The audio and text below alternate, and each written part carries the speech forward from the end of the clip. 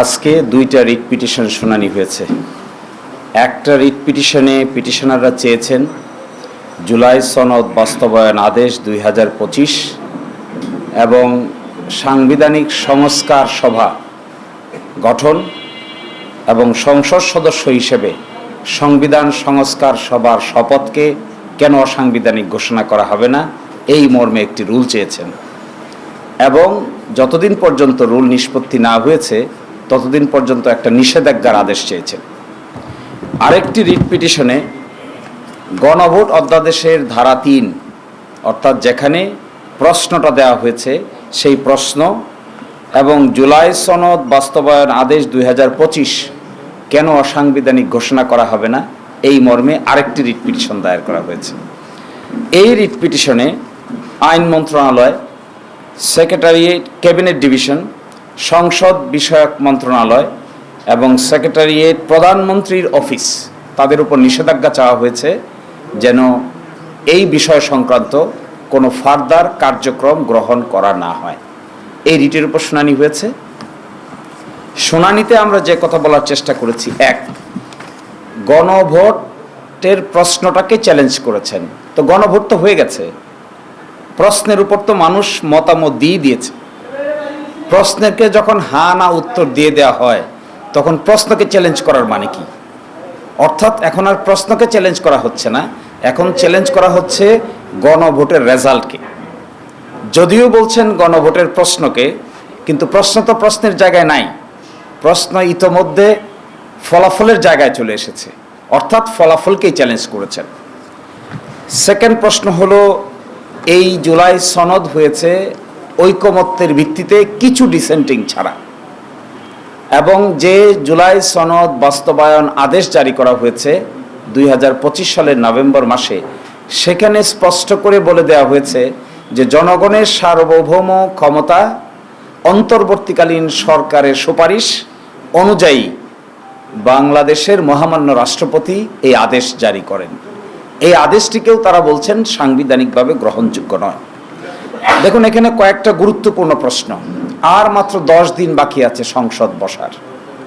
এত তাড়াহুড়া করে দুইজন আইনজীবীর মাধ্যমে এই রিট পিটিশন দায়ের করে আসলে যারা দায়ের করেছেন তারা কি পেতে চান? আমি স্পষ্ট দেখতে পেয়েছি সরকারের ইন্ধন, কোর্টে দেখতে পেয়েছি সরকারের ইন্ধন, আইনজীবীদের মধ্যে দেখা যাচ্ছে সরকারের ইন্ধন, এবং একটা ক্লোজ এলাই আছে সরকারের কিছু ব্যক্তিবর্গ এই বিষয়টাকে আদালতে সাবজুডিস ম্যাটার বলে পার্লামেন্টকে যেন কোনোভাবে বাধিত করা না যায়, এই জন্যই এই কৌশলটা অবলম্বন করেছেন। আমরা আদালতে প্রশ্ন তুলেছি যে 10 দিন অপেক্ষা করে পার্লামেন্ট যদি এই সিদ্ধান্ত নেয় তাহলে আদালতের তার হস্তক্ষেপ করার কোনো প্রয়োজন নাই, মাত্র তো 10 দিন। আগে যেহেতু করা হয়নি, নভেম্বর মাসে আদেশ হয়েছে, ডিসেম্বর মাস, জানুয়ারি মাস, ফেব্রুয়ারি মাস, এটা মার্চ মাস যাচ্ছে, এতদিন যদি এটা চ্যালেঞ্জ করার প্রয়োজন না হলো তাহলে 12 তারিখ পর্যন্ত অপেক্ষা করতে এখানে অসুবিধাটা কোথায়? এগুলোর আসলে কোনো সুনির্দিষ্ট উত্তর দিতে পারে নাই। এটা একটা political question, doctrine of political question নামে একটা কোয়েশ্চেন আছে, যেগুলো হাইলি পলিটিক্যালি সেন্সিটিভ, এগুলো আদালতের বিবেচ্য বিষয় নয়। আচ্ছা বলেন, বাংলাদেশে অভ্যুত্থানকে আদালতের নিয়ম মেনে হয়েছে? আদালতের আদেশ মেনে কি মাস আপসার্চ হয়েছে, বিপ্লব হয়েছে, অন্তর্বর্তী সরকার হয়েছে, কিংবা গণভোট হয়েছে, কিংবা জাতীয় নির্বাচন হয়েছে? এখন এসে দেখেন, খুব ইন্টারেস্টিং, জাতীয় নির্বাচনের পার্টটুকুকে চ্যালেঞ্জ করে না, চ্যালেঞ্জ করে শুধু গণভোটের পার্টটুকুকে। জাতীয় নির্বাচন তো একদিনই হয়েছে, পাশাপাশি ব্যালটে হয়েছে। আপনি যদি সেকশন 3 গণভোট অধ্যাদেশ সেকশন 3-কে যদি চ্যালেঞ্জ করেন, আবার জাতীয় গণপরিষদ গঠন না করতে চান, তাহলে আপনি জাতীয় নির্বাচনকে চ্যালেঞ্জ করেন না কেন? জাতীয় নির্বাচন ঠিক থাকবে কিন্তু গণভোট ঠিক থাকবে না, জাতীয় নির্বাচনের ফলাফল ঠিক থাকবে কিন্তু গণপরিষদ গঠন করা যাবে না। এর অর্থ যেটি বোঝা যাচ্ছে, this two writ petitions are calculative and politically motivated writ petitions. এগুলো কোনো না কোনো জায়গা থেকে কেউ না কেউ একটা ডিজাইনকে ইমপ্লিমেন্ট করার জন্য সুনির্দিষ্টভাবে কিছু আইনজীবীকে ম্যানেজ করে they have taken this initiative. আদালতের সামনে এগুলো উপস্থাপন করে অতীতে আদালতকে ব্যবহার করে যে সমস্ত রাজনৈতিক সমস্যার সমাধান করার চেষ্টা করা হয়েছে সবগুলো বুমেরাং হয়েছে। This is a political question, has to be settled by consensus of the political parties. Political parties আলোচনার ভিত্তিতে সিদ্ধান্ত নিয়েছে। সিদ্ধান্ত থেকে সরে আসতে গেলেও পলিটিক্যাল পার্টিকে আলোচনার ভিত্তিতেই সরতে হবে। আদালতকে এখানে সাবজেক্ট ম্যাটার করে যিনি আজকে বিচারক ছিলেন জুনিয়র জাজ, তিনিও এই সরকারের আমলে নিয়োগপ্রাপ্ত বিচারক।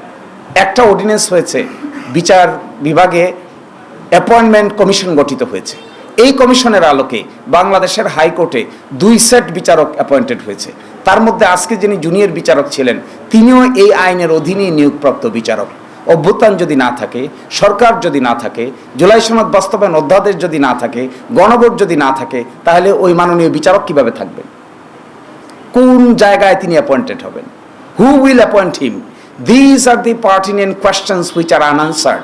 আমি দেখেছি একটা তাড়াহুড়া, আমি এটাও দেখেছি কোনোভাবে বিপ্লবের এই সেন্সটাকে অন্যদিকে ঘুরিয়ে আদালতের কাঁধে রেখে পার্লামেন্টের কাছে না পাঠিয়ে কোর্ট এই কথা বলেছে সুতরাং আমাদের কিছু করার নাই, এইরকম একটা মেন্টালিটি সুস্পষ্টভাবে দেখা যাচ্ছে। এবং এটাতে আমরা খুবই anxious. We are anxious in a sense যে this type of attitude will ultimately foil the whole scheme of the revolution. আপনি দেখেন, যারা বলছেন গণভোট বাতিল হবে তারা বলছেন না কেন জাতীয় নির্বাচনও বাতিল হবে? যদি পুরোটাই বাতিল হতে হয় তাহলে why not the national election? Why only the গণভোট? ওয়াই অনলি দি জুলাই সনদ বাস্তবায়ন আদেশ? মাঝখানে আরো 135টা অর্ডিন্যান্স হয়েছে, সেগুলো বাদ যাক, সবই বাদ যাক, ফ্রেশে শুরু করি। আবার আমরা ঘুরিয়া 5ই আগস্টের আমরা আদালতে এই কথা বলেছি, যদি তাই বলতে চান তাহলে সব বাদ দেন। Let us go back before 5th August. 5th অগস্টের আগে ফিরে যাই, ওখানে গিয়ে দেখি না আমরা কোন জায়গায় ছিলাম। Let us start from there. 4th August থেকে স্টার্ট করি। তখন তো রাজি না। এর অর্থ কি? এর অর্থ হলো যেটা সুবিধাজনক এটাকে পিক করা হবে, যেটা অসুবিধাজনক এটাকে বাদ দেওয়া হবে, যেটা সুবিধাজনক এটাকে চুজ করা হবে, যেটা অসুবিধাজনক এটা থেকে নিজেকে সরিয়ে নেওয়া হবে। This is serious arbitrary activity of particular group of people. Should not be, no one should do this.